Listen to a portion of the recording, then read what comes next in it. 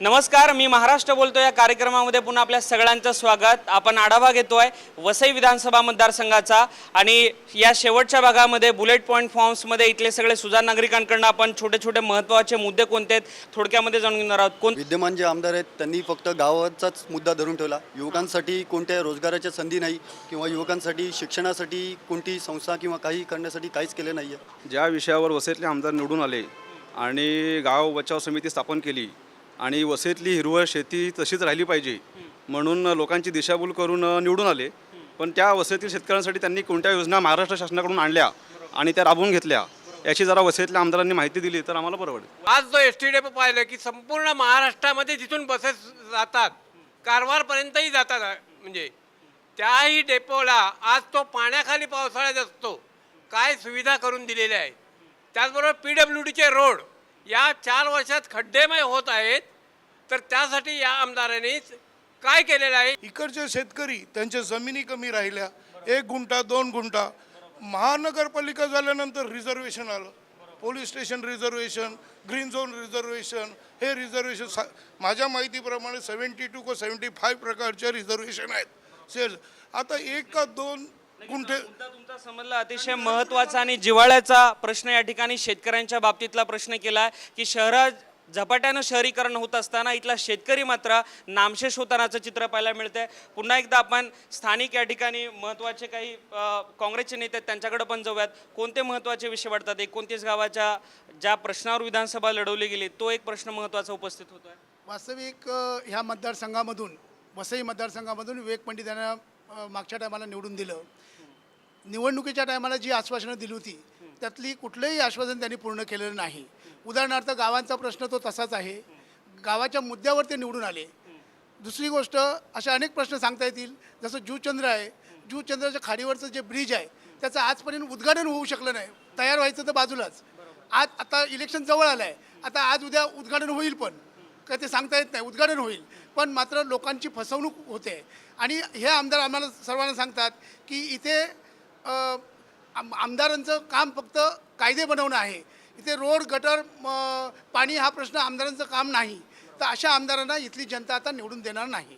प्रामुख्यानं विकासाच्या मुद्द्यांना बगल देतात इथले स्थानिक आमदार असा आरोप काँग्रेसचे नेते करतात। थोडक्यामध्ये या ठिकाणी जाताना कोणते महत्त्वाचे मुद्दे वाटतात की येणाऱ्या विधानसभेच्या नंतर निवडणुकीवर जे आमदार असतील त्यांनी लगेचच या कामांवर सुरुवात करायला हवी? येथील अपक्ष आमदार विवेक पंडित यांनी जे सांगितलं, आता त्यांनी सांगितलं का रस्ते रोड गटार हे करणं आमदारांचं काम नाहीत, तर त्यांची ती जबाबदारी आमचे आमदार क्षितिज ठाकूर आणि विलास तरे यांनी पार पाडलेली आहे। आणि मच्छीमारांसाठी आणि शेतकऱ्यांसाठी पाठपुरावा करून मच्छीमारांच्या जागा नावावर करण्यासाठी उपमुख्यमंत्री अजितदादा पवार यांनी आदेश देखील त्यांना दिलेले आहेत, त्याप्रमाणे शासनाला आदेश दिलेले आहेत। शेतकऱ्यांच्या ज्या संबंधी आहेत त्या महापालिकेने अनेक योजना शेतकरी आणि मच्छीमारांसाठी राबवलेल्या आहेत। ते आमदार जरी काय करत नसतील तरी आमचे दोन्ही आमदार त्यासाठी त्यांच्या मतदारसंघामध्ये त्यांची उणीव भरून काढत आहेत। या ठिकाणी मनसेचे सुद्धा नेते, मनसेचा उमेदवार असेल आणि असेल तर ब्ल्यूप्रिंट या ठिकाणच्या वसईच्या संदर्भातली तयारी आहे का? कारण तुमचे 8 वर्ष लागलीत महाराष्ट्रासाठीची ब्ल्यूप्रिंट यायला।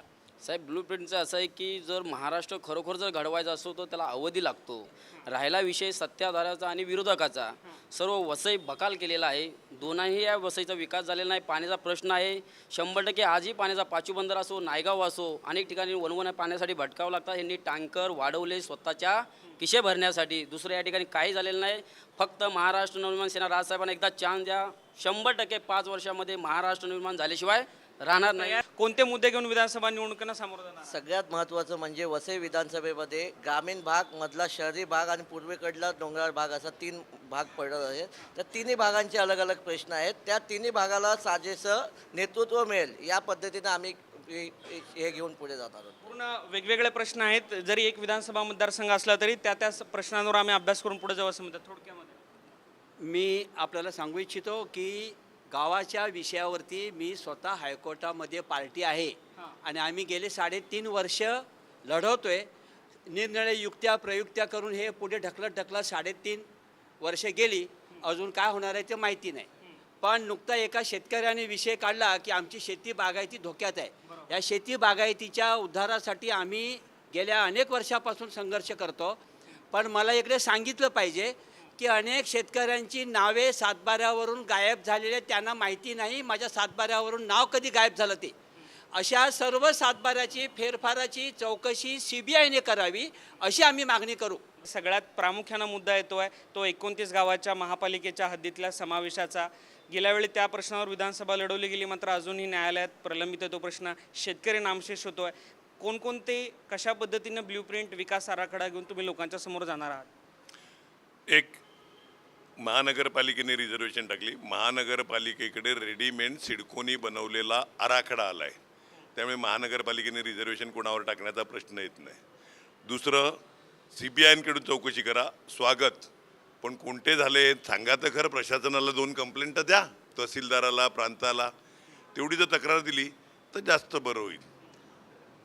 महानगरपालिका कायम इकडे मानकर साहेबांनी सांगितलं त्याप्रमाणे संपूर्ण त्या गोगटे सॉल्टवर रिझर्वेशन टाकून, म्हणजे ते इंटरनॅशनल लेवलचं जसं प्रगती मैदान आहे त्या टाईपचं वेगवेगळ्या कॉन्फरन्सेस, मीटिंग हॉल्स आणि सगळंच या हब बरोबर, IT हब बरोबर, त्याच्यामुळे रोजगार निर्मिती होईल. आणखीन दुसरं सगळ्यात महत्त्वाचं, का ही रिझर्वेशन आता महानगरपालिकेच्या ताब्यात यायला लागली, त्याचा TDR किंवा मोबदला देऊन त्याच्यामुळे आता ही जी शेवटी हॉस्पिटल करायचं आहे, शाळा करायच्या आहे, कॉलेज करायचं आहे, सगळं करायचं आहे, जागा तर पाहिजे ना, रस्ते करायचे आहेत, त्याच्यावरच्या जागा ॲक्विजेशन आणि त्याच्या बाबतीत योग्य तो मोबदला आणि चांगल्या प्रकारे चालू आहे. त्यामुळे आत्ता तो स्पीड अधिक दिसेल. एकूणच साधक बाधक चर्चा या ठिकाणी वसई विधानसभा मतदारसंघामध्ये झालेली आहे. सत्ताधारी आमदारांनी कोणत्याही पद्धतीची कामं केली नाही असा आरोप या ठिकाणचे काही नागरिकांनी केलेला आहे. तर मनसे आणि जनता दलाचे काही या ठिकाणी नेते, त्यांचा तर उलटा आरोप आहे की सत्ताधारी आणि विरोधक दोघंही या ठिकाणी निष्क्रिय आणि त्याच्यामुळे मनसेला संधी द्यावी, खऱ्या अर्थानं परिवर्तन करू असा त्यांचा दावा आहे. काँग्रेसच्या स्थानिक नेत्यांचा दावा आहे की हा मतदारसंघ काँग्रेसच यावेळी विजय होईल. एकूणच प्रत्येक पक्षाचे दावे आणि प्रतिदावे या ठिकाणी होत असताना विकासाभिमुख नेतृत्व जर या ठिकाणी वसई विधानसभा मतदारसंघाला मिळालं तर अनेक प्रश्न या ठिकाणी जे प्रलंबित आहेत या प्रश्नांना खऱ्या अर्थाने या ठिकाणी न्याय मिळेल अशी आशा करायला नक्कीच हरकत नाही. कॅमेरा पर्सन राकेश नेरुरकरसह मंगेश चिवटे, साम TV, नालासोपारा.